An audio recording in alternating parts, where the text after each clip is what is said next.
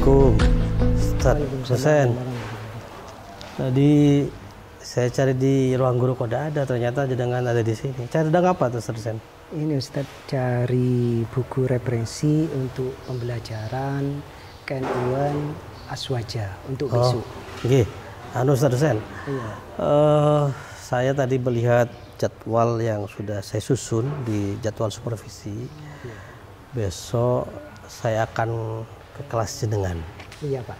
Jadi untuk melakukan supervisi. Iya. Oke, sudah siap ya? Sudah siap Pak. Oke, apa ada? Saya coba lihat RPP-nya. Oke, nanti saya pelajari dulu. Oke. Nanti saya pelajari. Besok kita ketemu di kelas, Ki. Iya. Oke, mudah-mudahan nanti apa yang jenengan tulis di RPP ini sesuai dengan rencananya. Saya mohon nanti untuk bimbingannya Pak. Siap. Oke, Ustaz Husain. Gitu aja Ustaz, silakan kalau memang masih mau mencari buku-buku referensi, Iya. saya persilahkan. Assalamualaikum. Waalaikumsalam. Ya.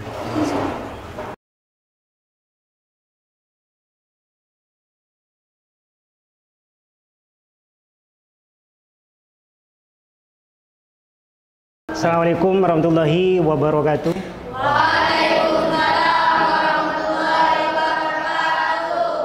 Sekarang pada pelajaran sekarang ini dihadiri oleh Bapak Kepala Madrasah untuk melihat kegiatan belajar-belajar pada hari ini. Inilah Bapak Kepala Sekolah Al-Ustadz Sahroni. Bismillahirrahmanirrahim. Assalamualaikum warahmatullahi wabarakatuh. Waalaikumsalam warahmatullahi wabarakatuh. Hari ini saya akan berada di kelas selama pembelajaran Ustaz Husain yang akan menyampaikan aswaja dari N1. Sehingga mungkin beberapa jam kemudian nanti kita akan bersama, saya akan melihat bagaimana Ustaz Husain ini mengajar dan bagaimana keaktifan kalian. Sehingga izinkan saya nanti duduk di belakang untuk melihat proses pembelajaran. Terima kasih. Monggo Ustaz Husain dimulai. Terima kasih. Silakan dipimpin doanya, Iqbal. Duduk siap. Berdoa mulai.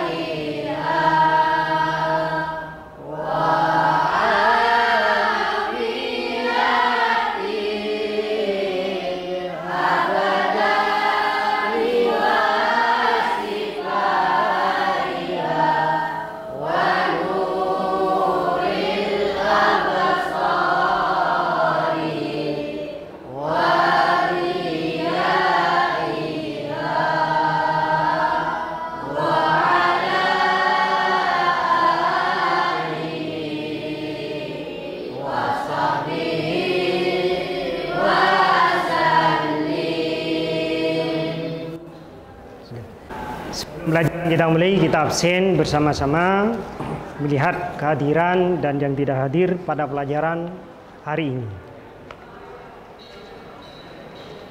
Yang saya absen, angkat tangan.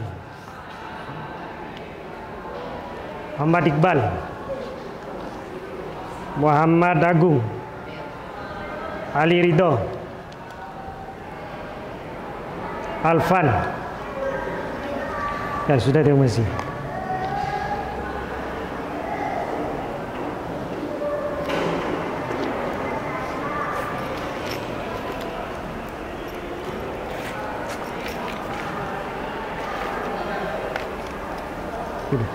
Bismillahirrahmanirrahim. Pada pertemuan yang kemarin saya sudah menjelaskan tentang Nahdlatul Ulama. Proyektor.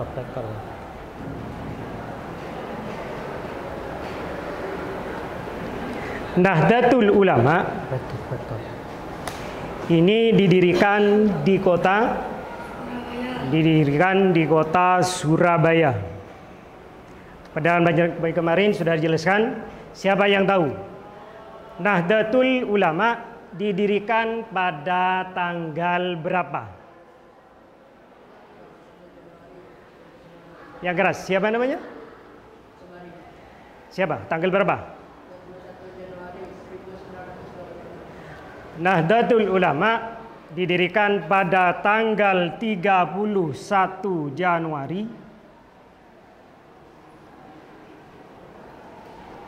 1926 Masehi.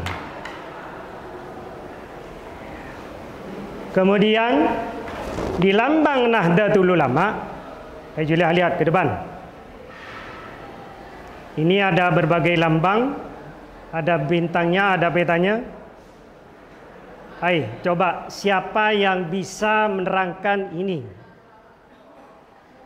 Siapa? Ayo coba maju ke depan.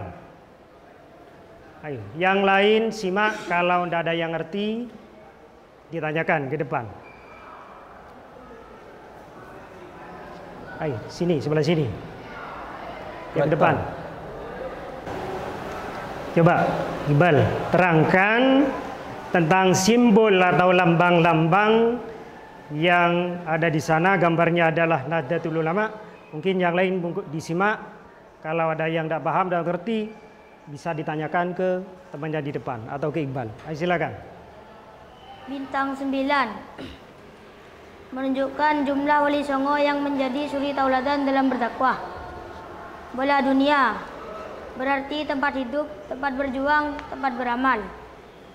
Untaian tali melambangkan persatuan dan persaudaraan bagi umat Islam di seluruh dunia. Satu bintang di atas, simbol dari Nabi Muhammad SAW yang menjadi tuntunan dan panutan utama warga NU.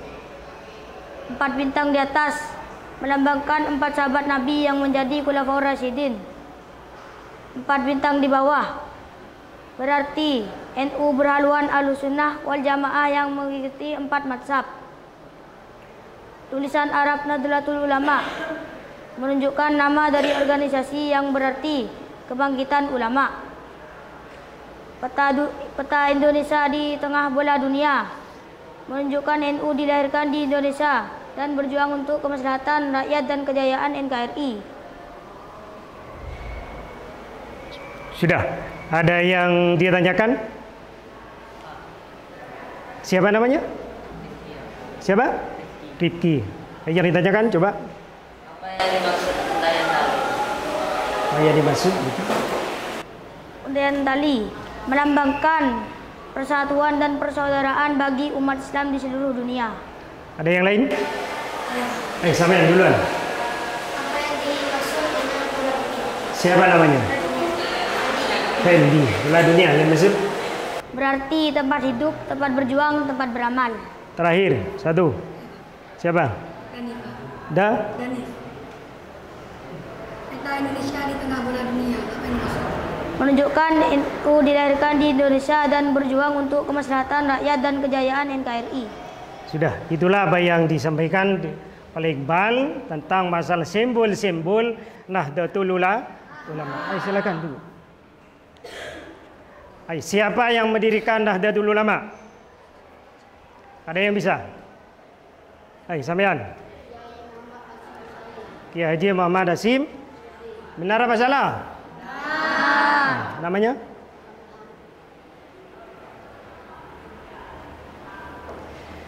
Nahdlatul Ulama didirikan oleh Ki Haji Muhammad Hasim Hasari dan juga bersama dengan Ki Haji Abdul Wahab Hasbullah.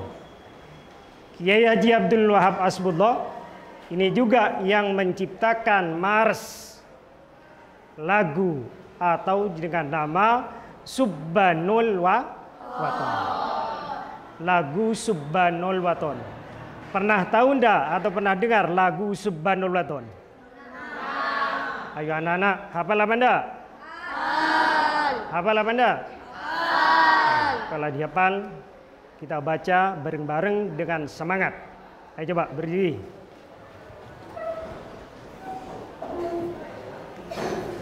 Ayo dengan hitungan ketiga bareng. 1, 2, 3. Tangannya. Tonya lan waton hubbul waton minal iman wala takun minal iman inadu alal waton ya lal waton ya lal waton ya lal waton hubbul waton minal iman wala takun minal iman inadu alal waton Indonesia biladi anta unwanul fakhama kullu man ya'tika yawman tani hayyal qaimama kullu man ya'tika yawman tani hayyal qaimama. Sudah cukup. Itulah lagu asli dari NU Al-Sunnah wal Jamaah Ahmadiyah, lagu Yahlal wa silakan duduk kembali. Yang terakhir, siapa yang menciptakan lagu Subhanul Waton? Adalah Kiai Haji Abdul Wahab Hasbun. Sudah, saya meneruskan. Dalam materi sekarang adalah judulnya Sejarah Perkembangan Islam di Indonesia. Islam masuk ke Indonesia ini dibagi menjadi 3 gelombang.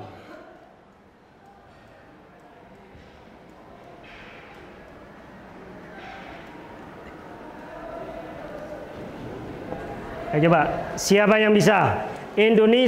Islam masuk ke Indonesia pada abad keberapa yang pertama masuk ke Indonesia? Abad berapa?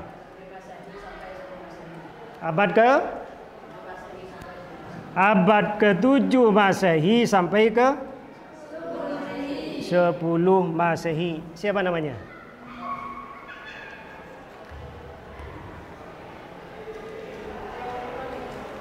Pada abad yang pertama ini dinamakan masa Islamisasi. Namun sebelum itu bangsa Arab masuk ke Indonesia ini melalui bandar-bandar.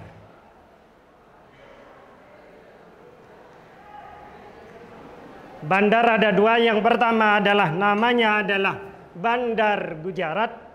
Yang nomor 2 adalah bandar-bandar di Nusantara. Sedangkan Bandar Gujarat ini terletak di negara Hindia. Sedangkan Bandar Gujarat ini adalah suatu bandar yang utama dan pertama persinggahan bangsa Arab menuju ke Indonesia, menuju ke Filipina, menuju ke Vietnam, dan kemudian ini menuju ke Cina. Disinilah bangsa Arab menyebarkan agama Islam, dia juga berdakwah, juga sambil berdagang.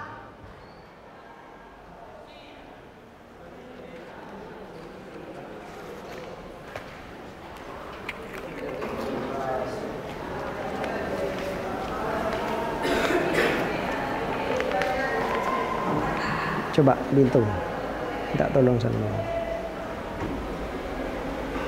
dipegang.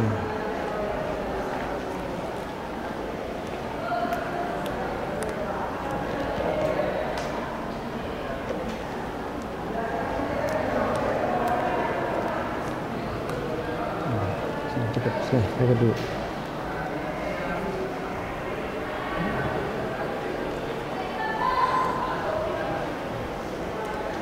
Lihat ke depan.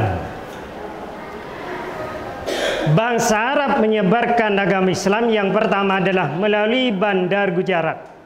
Bandar Gujarat ini adalah terletak di Samudra Hindia. Yang nomor 2 adalah pedagang Arab sambil berdakwah. Setelah di Gujarat, dia langsung melanjutkan keperjalanannya ke Nusantara. Di Nusantara ini, pedagang Arab sambil berdagang, sambil berdakwah, dia singgah ke Aceh. Setelah di Aceh, dia meneruskan ke Palembang, kemudian ke Pulau Jawa. Di Pulau Jawa ini singgah ke Sunda Kelapa, tapi Sunda Kelapa kalau sekarang terkenal dengan nama Jakarta. Setelah ke Sunda Kelapa, pedagang Arab melanjutkan berdagang sambil berdakwah. Dia melanjutkan, dia ke Cirebon, ke Semarang, ke Tuban, yang terakhir adalah ke Gresik.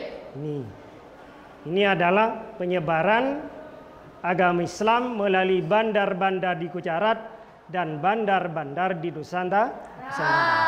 Ini petanya. Nah, coba siapa yang bisa mencari Samudra Hindia? Siapa namanya? Ayo silakan maju ke depan. Mbak, mana? Nah, ini. Coba lihat, ini. Ini adalah persinggahan pedagang Arab menuju di Bandar Gujarat, yang mana Bandar Gujarat terletak di Samudra Hindia. Inilah petanya. Ada yang pernah nyampe ke sini tidak? Ada yang pernah nyampe ke sini? Tidak ada. Nah, sudah, siapa namanya? Ramdan. Ayo silakan duduk, Ramdan.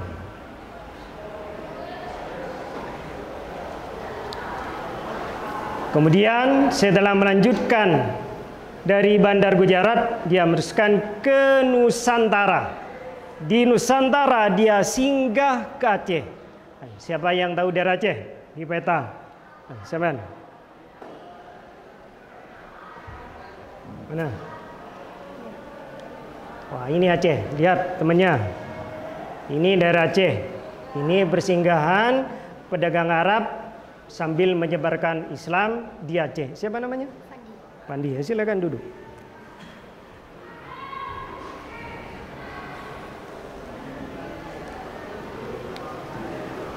Hai, yang tahu Cirebon? Cirebon. Semarang. Hai, silakan, Semarang.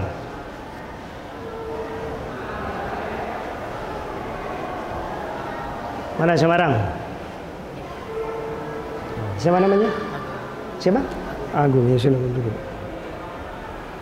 Ya, Agung, duduk. Sudah. Itu adalah diantaranya peta-peta penyebaran agama Islam yang di bawah pedagang Arab sambil berdagang juga sambil berdakwah. Agama Islam masuk ke Indonesia ini dibagi menjadi 3 gelombang. Yang pertama ini gelombangnya pada abad ke-7 Masehi sampai abad ke-10 Masehi. Sudah. Yang kedua pada abad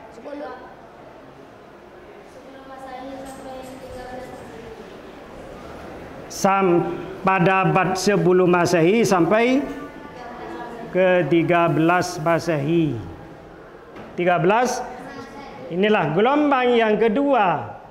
Islam masuk ke Indonesia yang dibawa oleh pedagang Arab pada abad ke-10 Masehi sampai dengan 13 Masehi. Yang terakhir, abad ketiga. Pada abad berapa? Ayo sampean. 13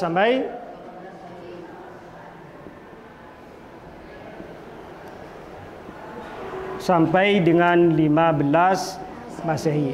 Siapa namanya? Yang itu siapa namanya?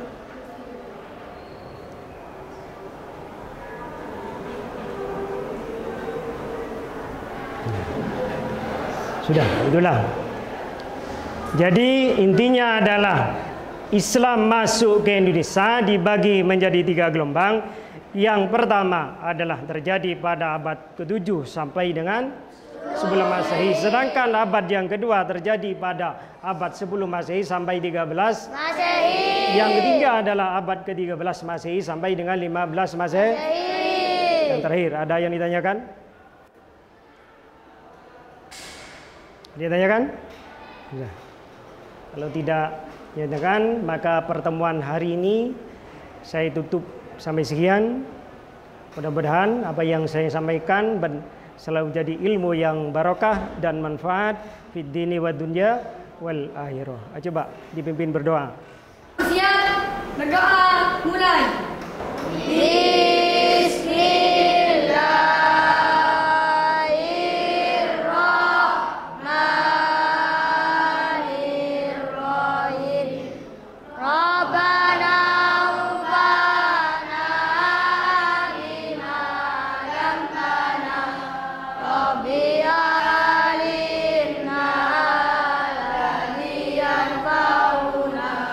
Rabbi faqina wa faqi alana wa qarabati lana fi dinina. Subhanakallahumma wa bihamdika asyhadu an la ilaha illa anta astaghfiruka wa atubu ilaik. Assalamualaikum warahmatullahi wabarakatuh. Waalaikumsalam warahmatullahi wabarakatuh.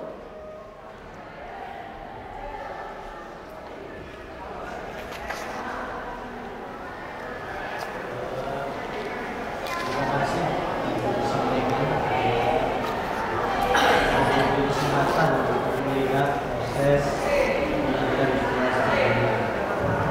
dan proses pembelajaran ke depan akan menjadi efektif dan lebih efisien lagi. Terima kasih Ustaz. Iya, masyaallah. Untuk masuk ke sini. Mudah-mudahan di semester depan akan juga bisa ke kelas yang sama. Sekian. Assalamualaikum warahmatullahi wabarakatuh. Waalaikumsalam warahmatullahi wabarakatuh.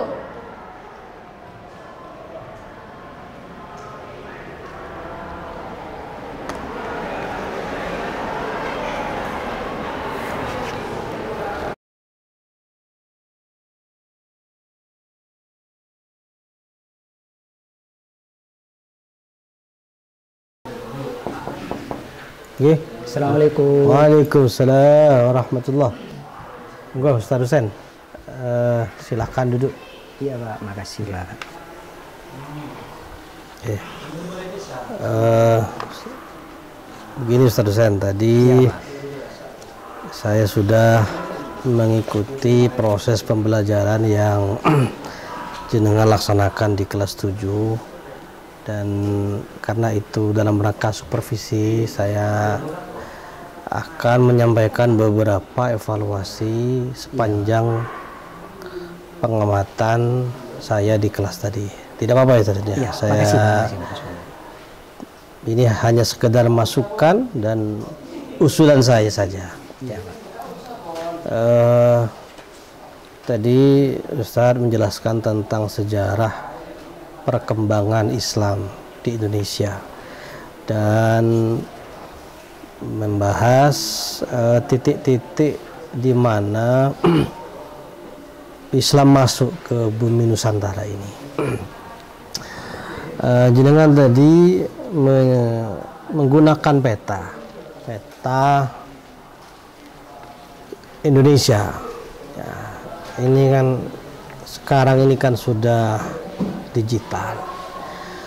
Mengapa kalau menurut saya nih, usulan saya pakai Google Earth yang bisa di zoom sampai dekat itu, karena kalau hanya peta yang ditempel di kelas itu kurang efektif. Kalau langsung Google Earth langsung di zoom, insya Allah itu lebih baik. Itu mungkin catatan saya Ustaz Husain. Mungkin ke depan bisa. Mengapa tidak pakai langsung ke Google Earth, pakai Google Online tadi? Mengapa Ustaz Husain? Sebelumnya saya mohon maaf Pak. Memang dari awal saya rencananya itu memang pakai Google Media, karena setelah saya coba lihat ternyata jaringannya itu dari jam pertama kedua itu kan jam ketiga 4, jadi trouble Pak, jadi tidak bisa pakai. Gitu. Itu saya yang saya kasih tahu Bapak, dan saya mohon maaf karena tidak bisa pakai jaringan karena trouble. maka biar anak-anak itu aktif dalam proses pembelajarannya, biar semangat, maka saya menggunakan peta. Baik. Nggih, dosen ini itu yang pertama nggih, yang terima kasih. Kalau memang faktor jaringan mungkin kita tidak bisa bicara apa-apa karena ini faktor eksternal, sehingga tidak masalah. Tapi ke depan usahakan, sekarang sudah zamannya IT serba digital, usahakan semua pembelajaran itu sudah serba digital. Iya. Yang kedua, ini di RPP yang sudah dibuat dan saya terima kemarin, secara umum sudah lengkap. Ada nama satuan dan sebagainya, tujuan materi dan sebagainya. Hanya mungkin ini ada di metode pembelajaran. Metode pembelajaran bisa dibuka ya. Di halaman pertama, metode yang tertulis ini adalah metode ceramah, tanya jawab dan diskusi. Saya melihat tadi sudah ada ceramah, ada tanya jawab, sudah ada demonstrasi, sudah ada. Yang mungkin ini diskusinya sebelum nampak kayaknya. Jadi usahakan ke depan metode yang ditulis di RPP ini dilaksanakan betul. Dia betul, sehingga betul-betul berjalan efektif, bahwa di kelas harus ada diskusi. Kalau di sini sudah ditulis metode diskusi, ya harus tampak diskusinya, diskusi. Ya. Tadi saya lihat tidak tampak itu di kelas. Ya. Itu yang mungkin beberapa, hanya 2 catatan bagi saya yang mungkin perlu dievaluasi dan perlu menjadi catatan ke depan agar pembelajaran di masa yang akan datang bisa lebih efektif. Ya. Itu yang catatan kedua saya. Secara umum saya kira sudah baik, dan terima kasih Ustaz Dosen karena telah bersedia hadir di kantor saya, di ruang kerja saya. Mudah-mudahan catatan ini menjadi bahan untuk perbaikan proses pelajaran di kelas. Oke. Terima kasih Ustaz Dosen. Saya yang terakhir Pak, saya juga mohon maaf dan terima kasih atas bimbingannya Pak dalam proses pembelajaran tadi. Yang memang saya itu diskusi memang tidak saya terapkan karena memang mungkin kesenangan saya ngajar di kelas jadi tidak terlaksana. Mungkin ke depan saya usahakan masalah metode diskusi ini Pak. Dan saya sekali lagi terima kasih banyak Pak atas bimbingannya. Terima kasih Ustaz Dosen. Assalamualaikum warahmatullahi wabarakatuh. Selamat siang.